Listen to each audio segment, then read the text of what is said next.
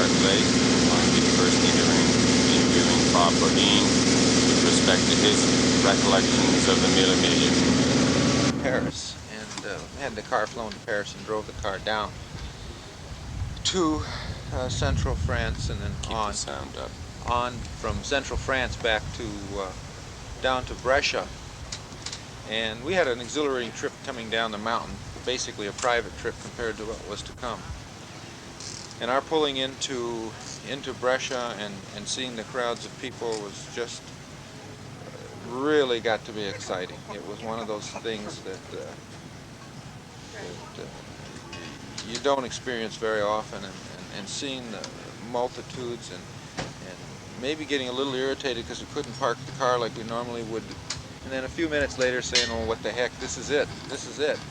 We went from there through the tech session, or the field, and looking at it,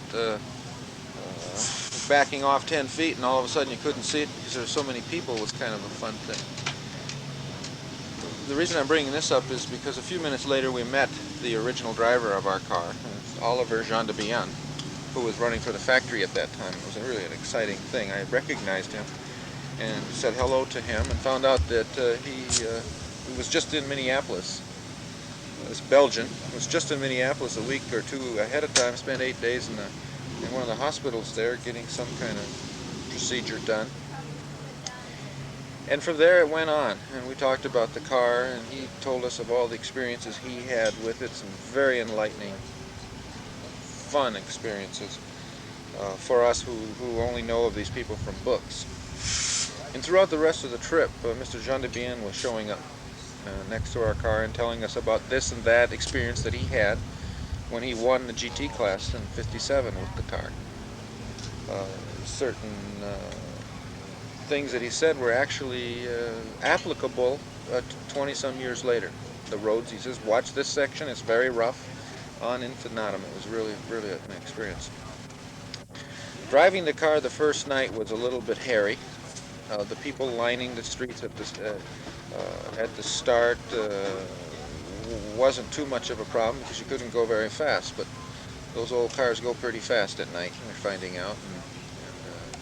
And just the streets, the people, it was phenomenal. Italy is the only place in the world that could happen, and it is one of the one of the Fantasy Island episodes, I'm sure.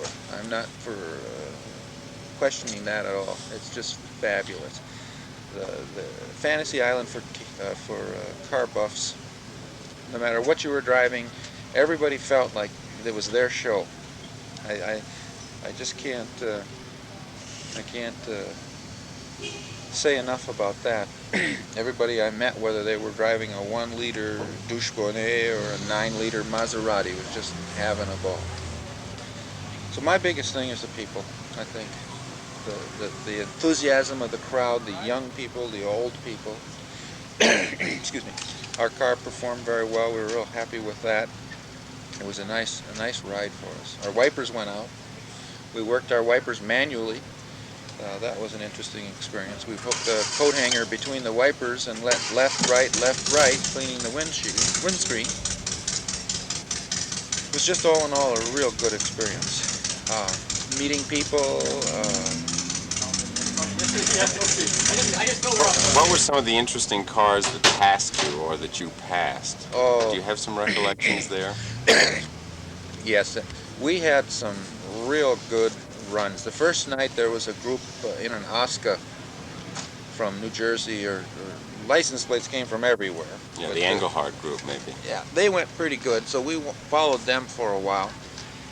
Having left the road a little bit earlier in an excursion that we won't talk about, I was a little reluctant to put my wife through another off-the-road trip in a Ferrari. But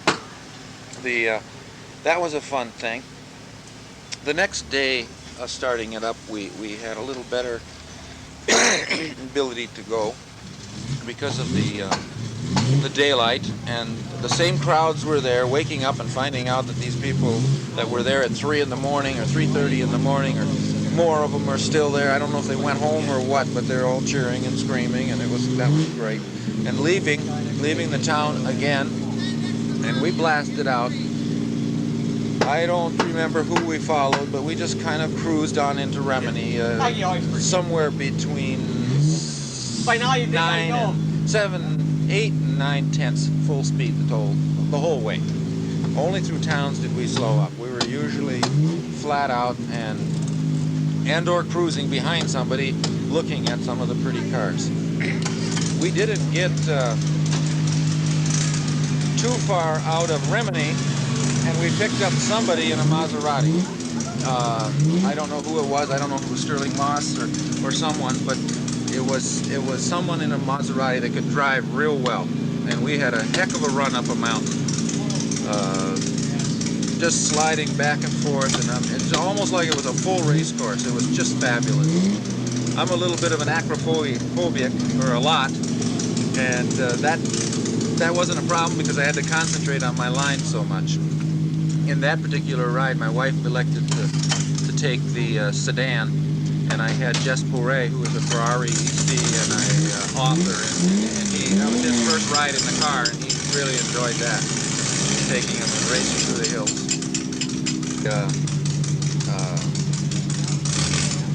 Remini, after we got through with the little race with the Maser, we stopped for the only time we stopped during the whole trip, which was for 3 minutes to take videos of the mountains, and then off we went again, anxious to get back at some of the cars, a couple of the old Ferraris that went by, and I was mainly in the back of the crowd, so that's what we saw was the old stuff. I mean, not the old stuff, but the new stuff, let's say that, the 56s and 57s. We had a great trip into Rome. The water was everywhere. We couldn't see anything. Getting tired and miserable, but it was still fabulous. Coming out of Saint Gemini, we really laid the coals to the thing, and we were up into Bugattis out of Saint Remini. We passed a Grand Prix Bugatti, which is the first time I have ever seen a Grand Prix Bugatti at speed. And the fellow that was with me, Mr. Bourret, is an authority on Bugatti, and he's written some books, co-authored one of the Bugatti books with someone. And I leaned over to him and I said, "Is that going to fall apart? The wheels are pointed way out at the top." And he said, "You don't worry about it. Just keep going." I says, "Well, how fast are those things?" He says, "Those are damn fast. You're going to be lucky to get by them." So we did pass him, and we made one wrong turn, which took us off a ramp, onto a ramp, and then back. So it was about no more than a 1 minute excursion. Having passed the Bugatti some 20 minutes earlier, 10 minutes earlier, we made that excursion, and I passed another Bugatti, which I said looked a lot like the last one. He said that's it. That he had gone the right way, and he had blown by us, and so quick, they just really go. I was real impressed by that. It was in stages. I mean, every time I go out on one of these adventures, there's sort of a depression that sets in to start with. I think, do I really want to do this? Do I want to leave home? Do I want to risk sort of failure and disappointment, you know? And so the first plateau was staying at that terrific hotel where Marchetti set us up, Sirmione, which was on a spit of land outside of Lake Garda. And here it was so Italian, you couldn't believe it. Gardens and, looking out over the lake and this marvelous food and, the flowers and everything. And so that, then the next sort of stage of the thing was that marvelous reception at Countess Maggi's, and, all of those great names from racing, and Fangio was there, and the marvelous, warm, it was not just sort of have a glass of wine and then leave. It was a sit-down dinner, and she opened up her entire house, and she was so nice herself, great-looking, warm, expansive woman, sort of grabbed you by the arm and, said she was glad to see you. And so that was kind of another plateau. And then I think that we had so many problems with the car, and just didn't seem that we'd even make it out of town, so that was kind of a valley. But then the crowds, that was the main thing about the thing, those Italian people standing by the side of the road. Their tremendous warmth that just came through to you, all this great body language, and you know, all of these gestures that they make, you know, waving their arms, jumping up and down, and standing there for hours. You know, you come by some place that had been raining for 2 or 3 hours, and there'd be one guy with an umbrella. You think, now this is a real car nut. This guy's been waiting all day to see us, you know. But I thought the whole thing was absolutely marvelous, and to me it was more fun because it was tough. I mean, to drive that long and to endure, sort of, it really kind of gave you a feeling for the you know, what it took to, you know, to do one of those in the day. The contending with the weather, and you know, it was, I just thought it was great. Just you know, it was just a combination of so many things. The fact that we were in such an old car. I mean, you know, a 60-year-old car, and that car's its main quality is that it's been faithful to me. I mean, I've got all this collection of racing cars. I do this stuff all the time, but that one somehow always gives me the most fun, and it's not even a very important Bugatti. It's just a little 4-cylinder car, but the thing always runs well, and I've raced it a lot, and I've been on some of the Hamish Moffat, the English main Bugatti exponent, has these what he calls jollies, where you go into France and just sort of drive around for several days. But this was even beyond that. I mean, there's tremendous mileage. I mean, in an old car like that, I mean, it really is it's tough to go that far. But I mean, the thing just stayed right with us. I'd had it completely overhauled in England just before the rally. And the man who did the work, he said, well, it's made my year. He said the fact that you're able to finish and that the thing held together with really no major and hardly any minor problems. But what were some of the recollections that you had with respect to those narrow streets that we went up and down in the cities, and when you were curving up into the heights of those cities as we came off the coast there? Well, when we plunged back into I mean, having come down the Adriatic, which is basically pretty ugly and uninteresting, although you'd looked, just when you thought it was very uninteresting, you'd look over and here be these little school children with dresses fluttering, and I mean, there was always something that was nice, you know. But then plunging back in there with the villages and the red roofs and the, you know, the kind of olive trees and the... Bob Fergus. Bob, what were some of the more vivid recollections you had of the Mille? Well, I think I was sort of start from the beginning. I was amazed at the size of the crowd, and like everybody, amazed at the enthusiasm of the crowd. We had trouble getting to the starting line that first night because we were the last car, and there were so many people. It was like driving through a wall of human flesh, and it took us about 25 minutes to get to the starting line. We were afraid we're not going to make it. But I think the enthusiasm of the people in Italy was the most memorable part of the whole trip. And it turned out to be far more enjoyable and a greater experience than Barbara and I ever dreamed it would be. I thought it was going to be just kind of a high-speed rally with a bunch of neat old cars, but it turned out to be an opportunity to drive 1,000 miles as fast as we want to, and we had a great time. I'll never forget, I guess it was on Sunday after we left Rome, we were coming out of one more small village with all the people in the village very enthusiastic and waving. We turned this corner, and there was a priest with 2 nuns, and there must have been 25 little girls out of school. And when they saw our car, and they just started jumping up and down. You thought it was a Toyota ad or something, and we're just leaping off the ground. Both the sisters and the father, everybody leaping off the ground with the rosaries flying in the air and everybody waving and smiling. And I took both hands up and just went like that to them. But if we waved at one person, we must have waved at a million. But I think it's one of the most enjoyable experiences in my life. It just turned out to be a lot more fun than we thought it would be. What did you think of some of the cars that were there? Were there any that brought back particular recollections? At my age, since I used to race back in the early 50s, I sort of grew up with a lot of these cars and had seen most of them before, so it was kind of a nostalgia trip seeing them all together. I was impressed with the fact that the cars were as well restored and in as good a shape. There were really some real museum pieces there, if you remember. But I was a little disappointed that the schedule was so full that we really didn't get an opportunity to walk around and look at every car. Being the last ones in every night and the last ones out in the morning, since we had the 221, the last number, I didn't get to scrutinize every automobile, but I sure saw some lovely ones that I should like to have a ride in every one there. It's good. We had a great time. What are some of the recollections in the cities that we went in, particularly on the second day?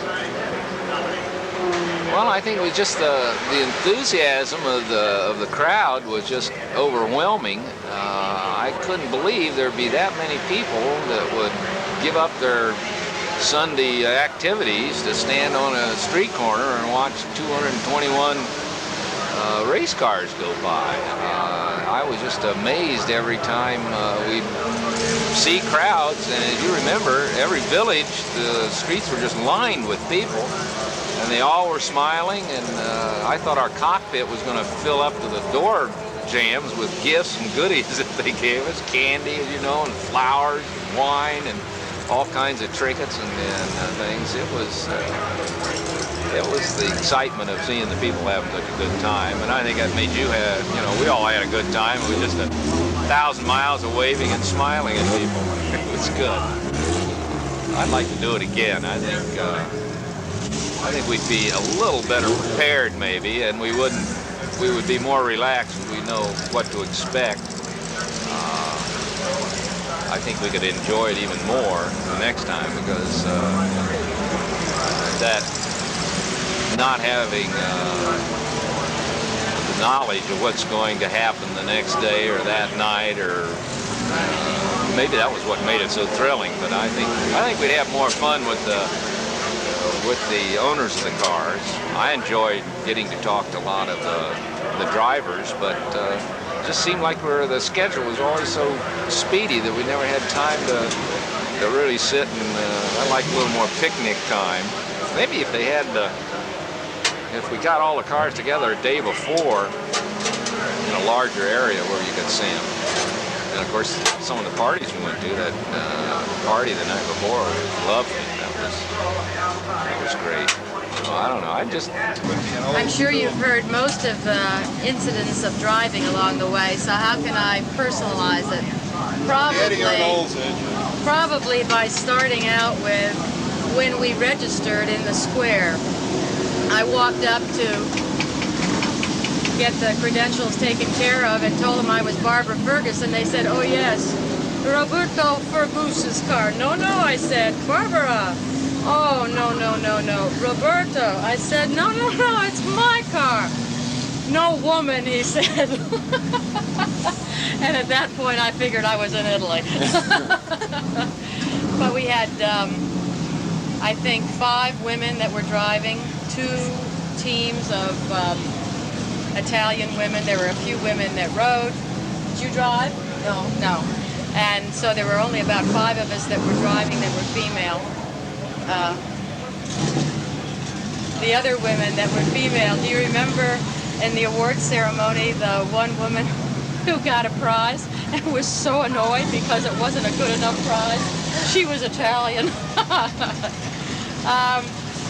Maybe because we were gridded last, number 221 was eventful in some respects. We left Brescia after you all were probably in Verona. Unfortunately, Patrice, one of the national heroes of driving, was in front of us, and there wasn't one hand that he didn't touch as he went out of town, which means that even though the 550 doesn't overheat, we overheated getting out of town. It took us 30 minutes just to get to the outskirts of town. He had his arms in the air this way, and then when he got to the outskirts of town, he turned in and went into a bar. And off we went, and it took us until Verona, driving high speed to catch up to the last guy. When we got to the outskirts of Brescia, that's when 5 people ahead of us, we had Sterling Moss. So the back end of the pack was rather renowned with Patrice and Sterling. And Sterling was livid. He was driving with a German. He said, I speak Italian, I speak French, I speak English. I don't speak German. The damn car isn't working right, and I can't tell the guy. He was all over the road. I said to Robert, do you think Sterling feels all right? The car was weaving back and forth. He said, look at this steering wheel. And he was jiggling it like that. He said, I can't keep the darn thing on the road. And then if you remember, he was in Rome, and the next thing I saw, they were trailering his car to the finish line, and he went across the finish line. So I think Sterling did 1/2 of the race. I said, Robert, how come I didn't have one of those? So, other than that, I think we had a pretty normal run. We did have the blue light of the police car behind us an awful lot of the time. We made 2 wrong turns, and they came after us and saved us. Because we're at the back and everybody has gone by, they just automatically assume that it's over, and so the crowds would dissipate, and here we come into the town, and they'd all of a sudden turn around, and here we were again. We started last and finished last, so we didn't start, I think, until 12 o'clock at night, and came in at like 3:30 in the morning or something like that. The most eventful thing we had happen that was negative was the fact that we picked up a nail in that last checkpoint outside of Rome about, about 11:30 at night. 20 minutes out of the checkpoint, we got a flat tire, and we were in the middle of nowhere, and it was raining. And of course, we had hired a couple of mechanics, as you remember, to follow us. And I had no idea if they were behind us or in front of us, so I ripped the 221 off our car and pasted it on our check program that we were supposed to do, and stood in the middle of the road with a flashlight with 221 like that. Michael Leventhal had them behind him, and he came screaming by that corner, never even saw me. Neither did they. So I ran out into the road, and the policeman was on his motorcycle, started after the mechanics, and they stopped halfway up the hill, came back. Of course, they don't speak English, Bob, right? So I showed them the tire. Robert at this point had said, we can't do it. There's nobody that we can, we don't have a spare tire. We don't have an inner tube. We can't get this job done. So we had 2 of those little bottles that you squeeze the goo out of. So they had a jack in the trunk, and I took my little bottle, they stuck it in there, we went up the hill, they did another one. And you know that sticky goo not only got us to Rome through the hail with our little blue light behind us and our mechanics in front of us, we had an entourage going into Rome. But the whole next day, which was what, 8:30 till 10:30 at night, that tire held. Oh yeah. I mean, the car hummed the whole time, and I said to Bobby, we cannot not finish this because of a flat tire. I've never had a flat tire in my life. So that was probably our most eventful thing. It took Robert 2 weeks to recover from this. Remember, he was the old man of the crowd. We went at a pretty fast clip. Your car was made for Enzo Ferrari's mother-in-law? No. The little 500, Ferrari's wife's sister, the Countess Dorio, wanted a street car. So Ferrari made a little 500 with a left-hand drive, which is what she wanted. And it is the only left-hand drive 500 ever built by Ferrari. And in 1956, when it was made, Anna Marie Perduzzi, who was a race driver of some renown in Italy at that time, ran it in the Mille the first year out. So it was kind of neat. Antoine Pernet, who is an author out of Paris, came up at the finish line and was exclaiming, "Ah, Anna Maria's car!" And he checked the chassis number and the engine number, which matched, and he said, "This is it. You've got to read my book." And so we got it when we got to, I think, we were at Cap d'Antibes and went into a little bookstore and got it. It was in French, but here's a picture of the car with Anna Marie in it, serial number, the whole 9 yards, so that's it. So Did Enzo Ferrari, was he there when we stopped at that yeah, checkpoint? I'll tell you, he was there. He probably saw the car, but I never saw him. I couldn't get my stopwatch to go back to 0, and I had never read the directions. So for the one time in the whole race, here I was trying to push all these buttons on the stopwatch. Enzo Ferrari was, as you well know, handed you everything. Everybody said, oh, wasn't it wonderful? Enzo was right there handing us the badges, and I said, where? That's when I got my penalty points. I couldn't get across the line on time.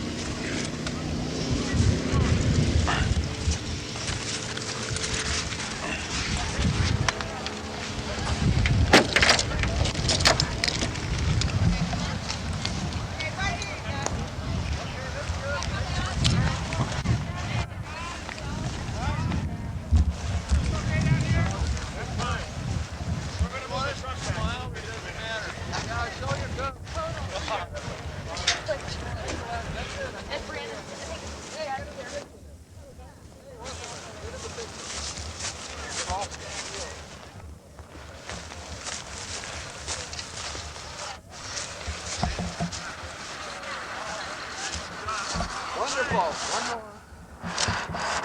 Very good. Thank you. Get out. I get this all out of my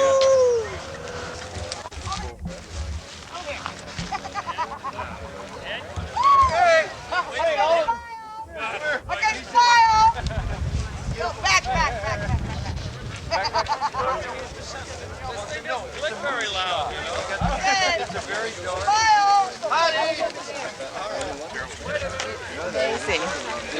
Get out of there. They're even taking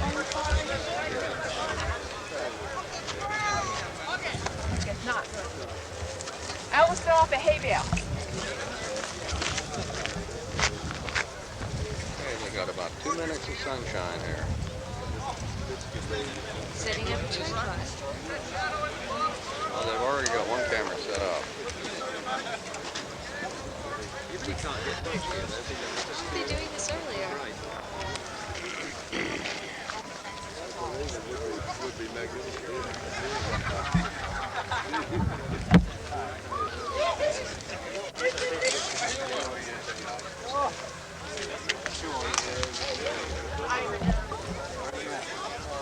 This makes me just want to get this one. Yep. He went to the Mickey, he sat outside his factory in the Miglia. Somebody else along the back row. Yeah, it was very nice. I understand he shook hands.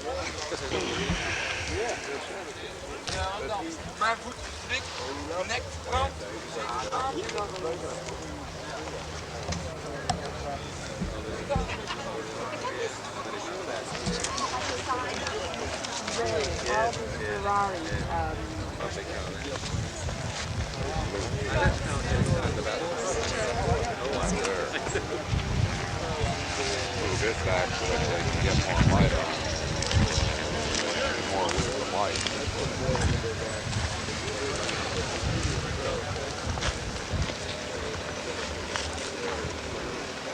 Ready?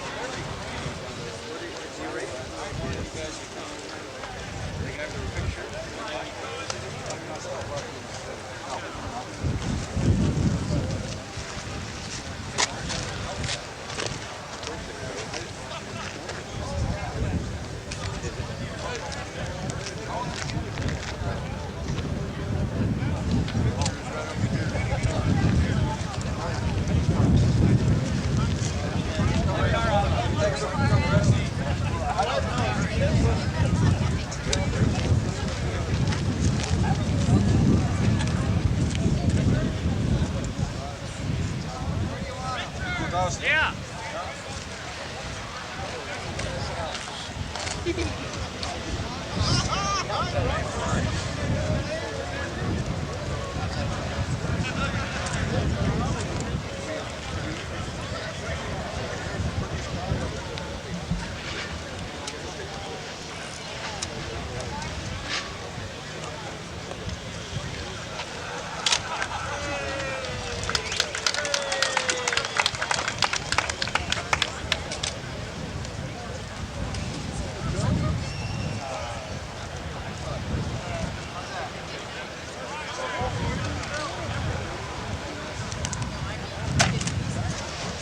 important.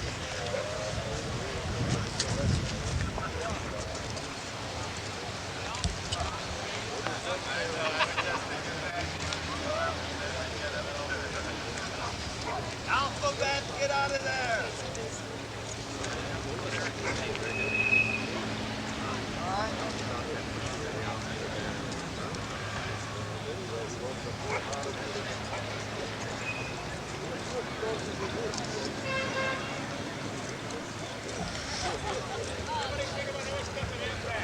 Motorcycle! We didn't take about a step and a half back.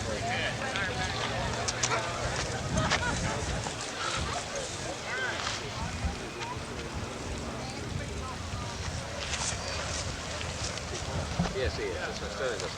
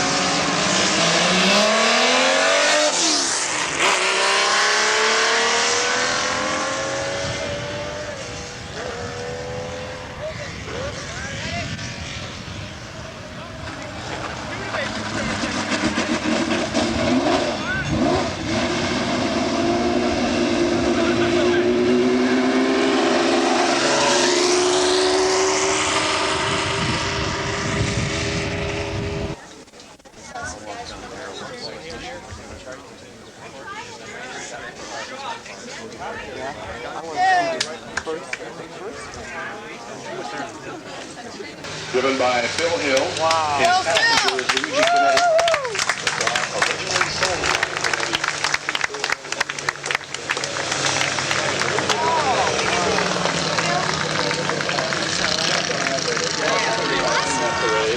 The oldest Ferrari, the first car built after World War II. That is the second car in that parade. And it is going to take them probably about 15 minutes to get the rest of those cars out there, right? A roundhouse for to make somebody from Classic Cars Restoration. We're expecting the machines on the second floor of the building to put that up. That little, that one car coming down the lead right now. I'm not sure who owns that, but there are two of them.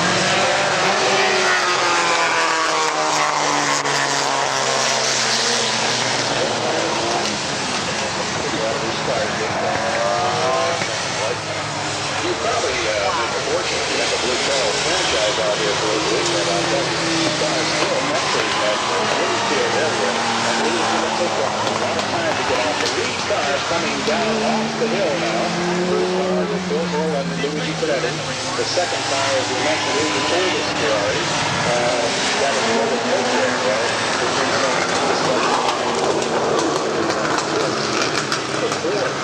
But this is the oldest Ferrari, the first one after the Second War. Cars coming down off the hill to abreast, and what a spectacular sight as they come underneath the Champion Bridge up at turn 6. Yes, it's actually turn 7. As the cars come out of course to start to wind their way down the hill. The lead cars in the parade, and those cars are single file. Phil and Panetti moving into the crowd as they approach the start finish line, crossing the line underneath the Nissan Bridge here. Luigi Panetti and Phil Hill in that lead car at 250 Mille. Phil Hill, the driver in that automobile. And second car is and then it's just a Daytona. There's Phil and Meta, Aluso, Dino,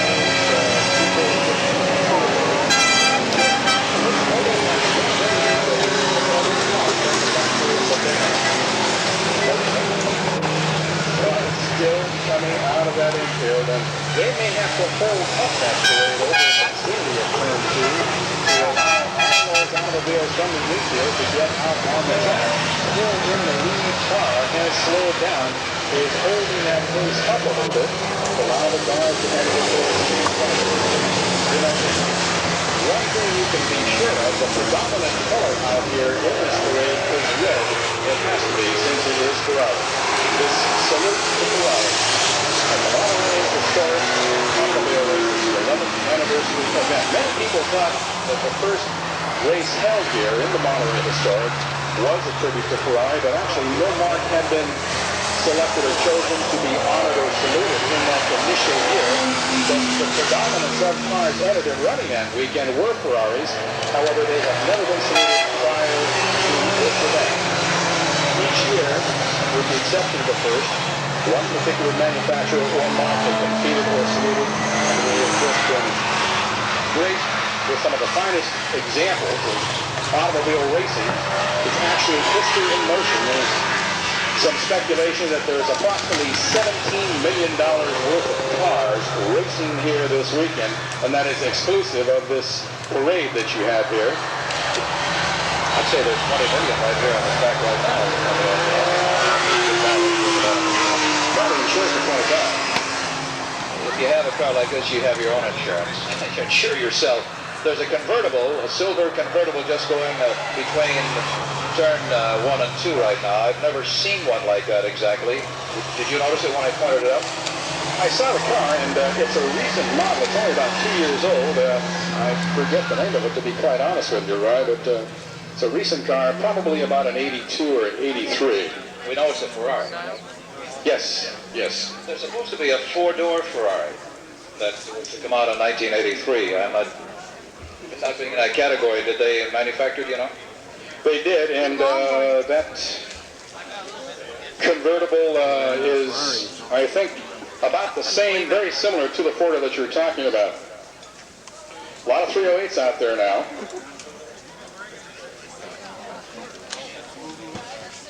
an incredible array of automobiles. In fact, the cars have only really completed one lap, and they are being shunted off the course and onto one of the frontage roads. And in the meantime, there are still more cars coming out of the infield and paddock area. In fact, so many more that, well, there's still as many in the paddock area parked as there are on the course. Go, Phil! Salinas were out here. We're counting them just like we have Lisa Bowers around the machine working on it. We're trying to find out how many cars there are just for identification. It's kind of nice. It is awesome. It is truly an incredible sight to watch these automobiles as the cars have completed the first lap, with the exception of the lead group, which is circulating once again coming down into turn 7. And it focuses itself. Yeah, I see the back. Dominating for many, many years. Now it's the Cosworths.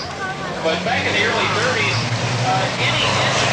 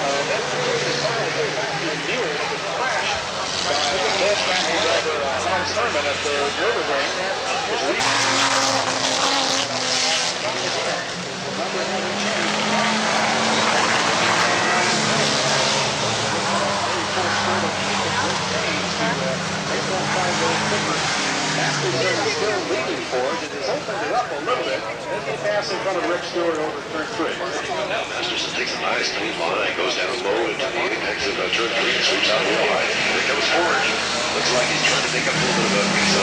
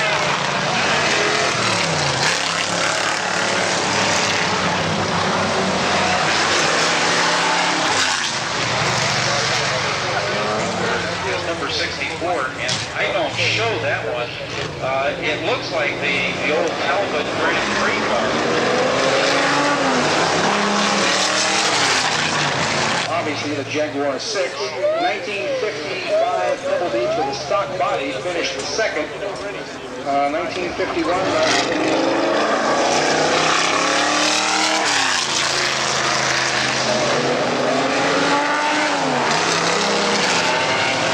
Under the Ferrari name, basically a 1.5 liter engine. It was a V12, and it was 120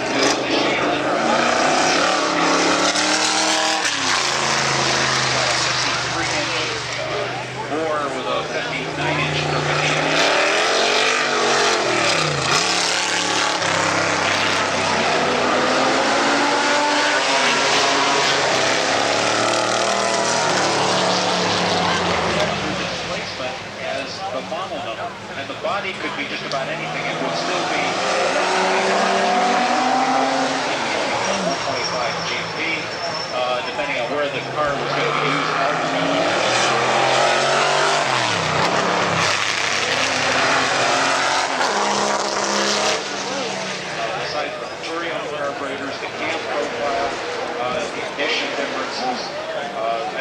couple that were fitted with 2 spark plug heads and 3 spark plug heads. Dressed up from the 125 to the 159, the 166, and on the Ferrari.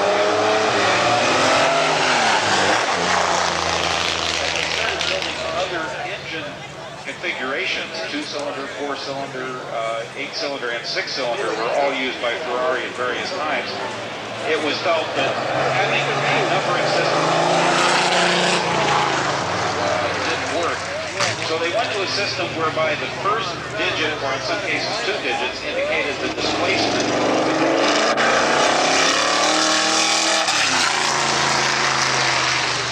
Indicated the engine size. So if you had a 308, that was a 3.8 liter.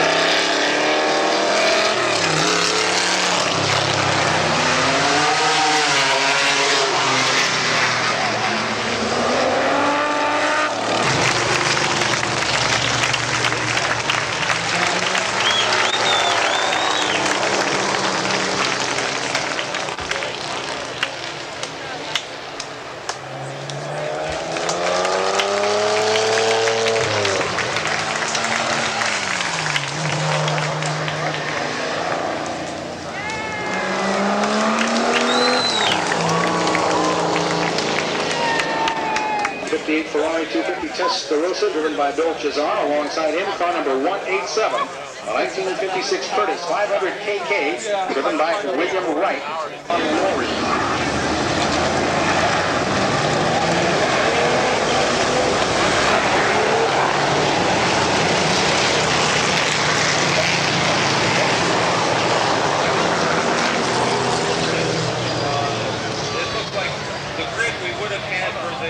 The 1959 Can-Am, I guess, if there's been a Can-Am back that far. As Jules comes flying down here, that scarab sounds beautiful. It comes by. We're followed then by number 22 and number 76 and number 92. So we're looking at El Roscoe, 22, Bowden, number 76, Mike Blackie, in a beautiful car. And then the number 99 car comes storming down through here too. They really sound beautiful as they come through here on turn 3. The number 46 car has slowed dramatically in front of me. Looks like he's getting ready to pull down to the inside of turn 3. He does that right now, so that's it for that one. Number 46 is out. Yeah, that's still hell as we reported just.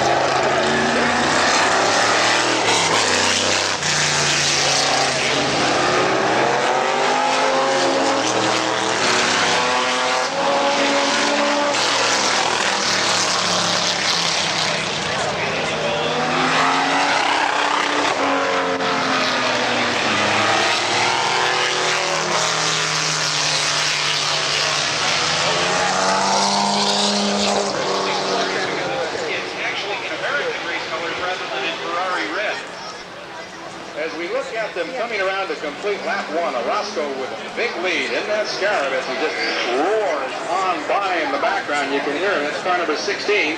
That battle for second is taking place about 4.5 seconds behind him as they all motor on by at speed and head over into the turn 3 area in Rick Stewart. And Orozco really has it cranked up. Listen to that sound of that engine as that scarab comes flying by me. Here comes your battle for second place. Number 22, Bowden, still ahead. And 76, Blackie, hard on his tail. The number 92 car of Peter Davis now. So Davis has now moved up into the 4th position there. And they're doing some fancy dicing as they go into that bridge. 2 abreast. They set up a turn 4. Some great passing going on out here. Do you recall off top of your head, Dick, which engine the scarab momentarily, and it is the number 77 Corvette with Bob Donner in the lead. Reinhardt is trying to get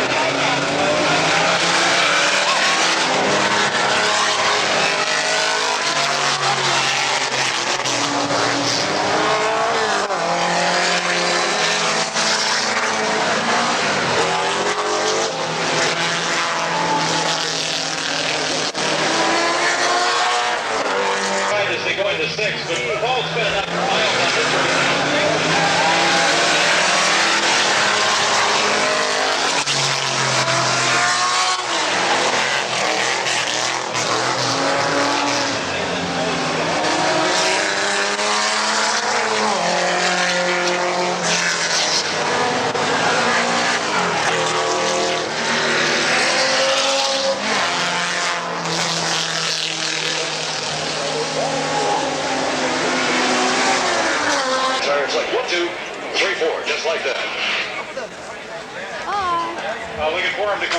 tail now, and it's still Donner in the lead, and then Reinhardt, and then a little bit of a gap back to Wells, followed by McIntyre.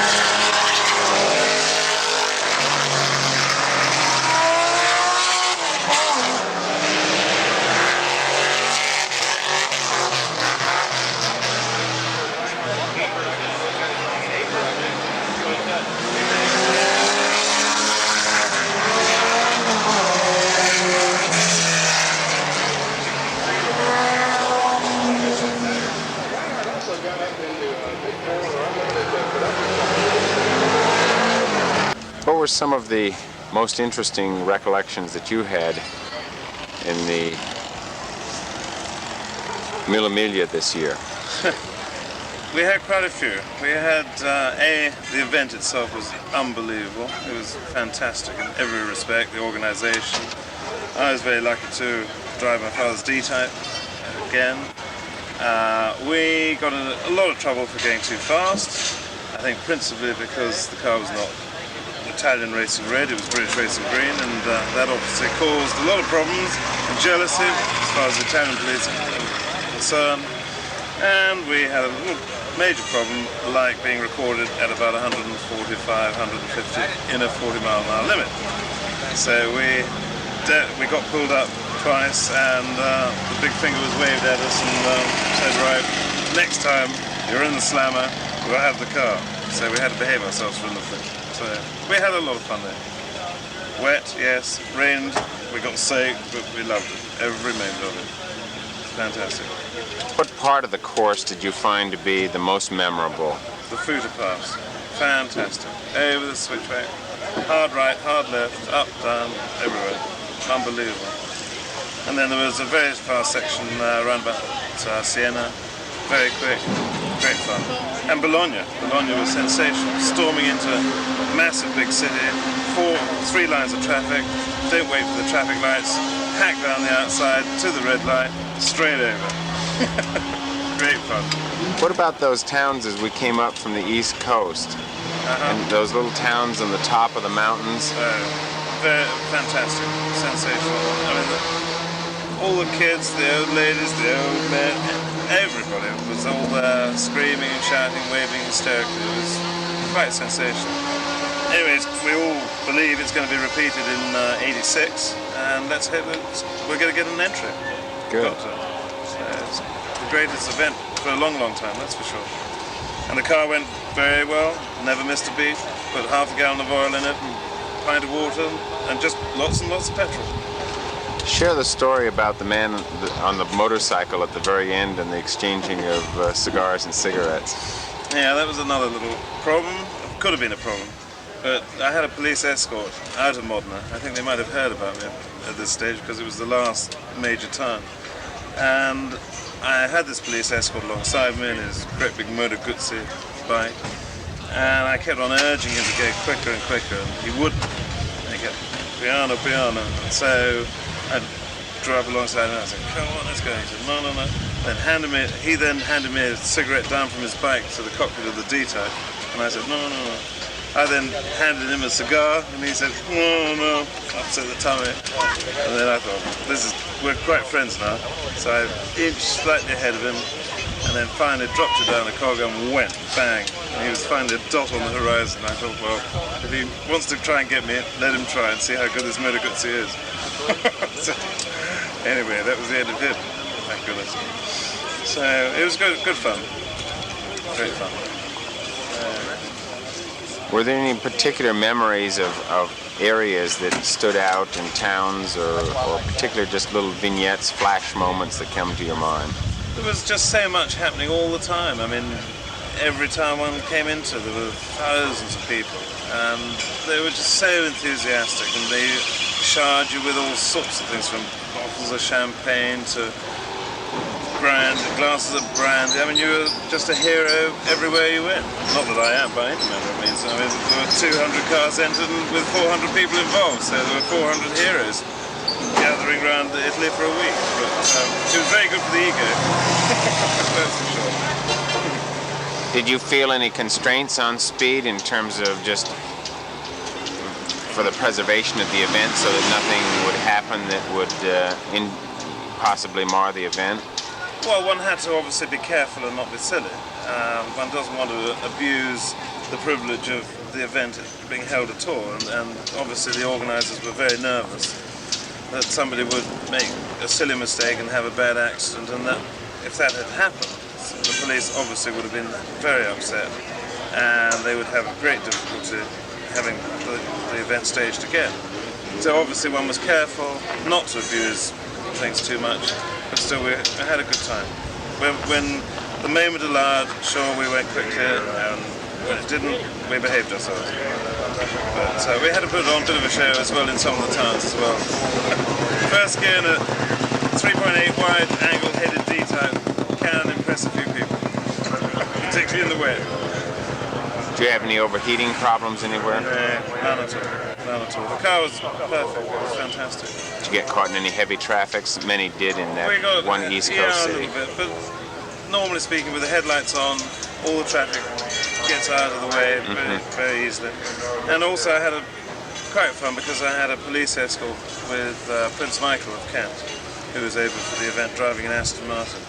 He had permanently behind him a Italian police car with chaps armed to the teeth in there in case the mafia had got hold of. Oh, I see, because he was Prince Michael.